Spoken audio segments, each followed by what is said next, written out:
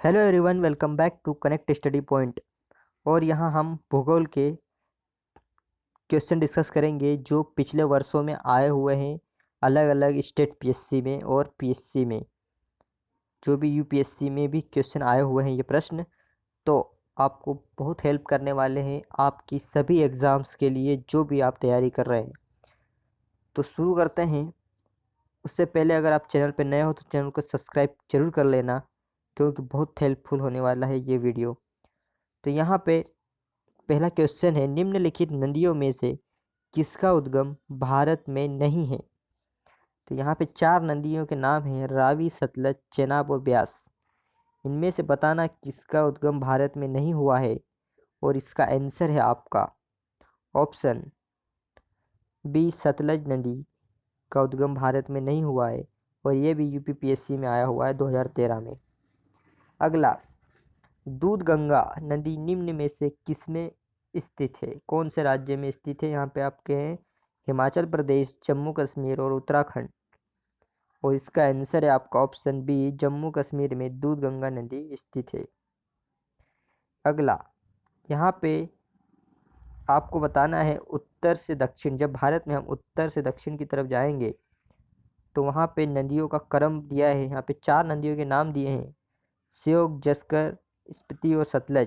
तो इनका क्रम ये आगे पीछे किया गया है, तो इनका सही क्रम जमाना है यदि आप उत्तर से दक्षिण की तरफ आते हो तो।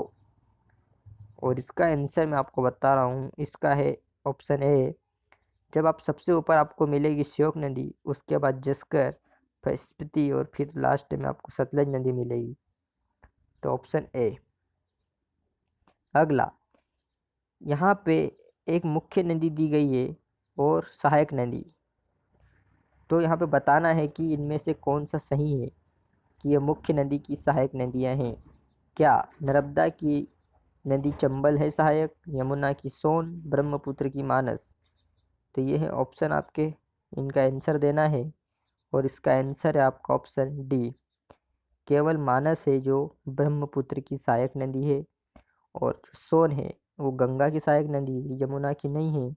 और चंबल अपने आप में एक, ये यमुना की सहायक नदी है चंबल, और नर्मदा अलग नदी है। तो इस तरह से आपका मानस हो गया ब्रह्मपुत्र। यहाँ पे सिंधु नदी की सबसे बड़ी सहायक नदी की बताना है कौन सी है सिंधु नदी की सबसे बड़ी सहायक। तो ये 4 है, रावी, चिनाब, व्यास और सतलज, और इसका आंसर है आपका ऑप्शन डी, सतलज नदी सबसे बड़ी सहायक नदी है सिंधु नदी की। अगला, भारत की निम्नलिखित नदियों में से कौन हिमालय की सभी श्रेणियों को काटती है?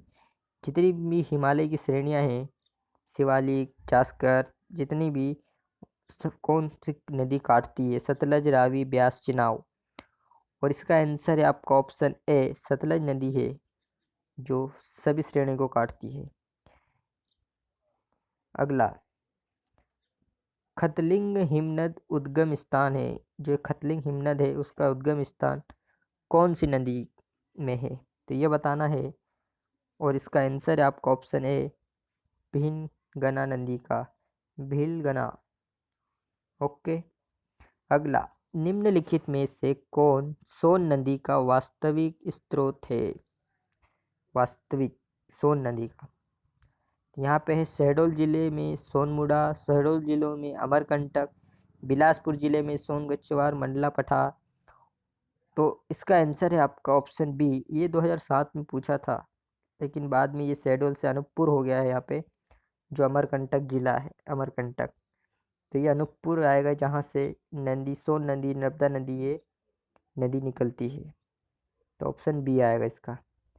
अगला, निम्नलिखित नदियों में से कौन सी एक उत्तर प्रदेश से नहीं गुजरती है?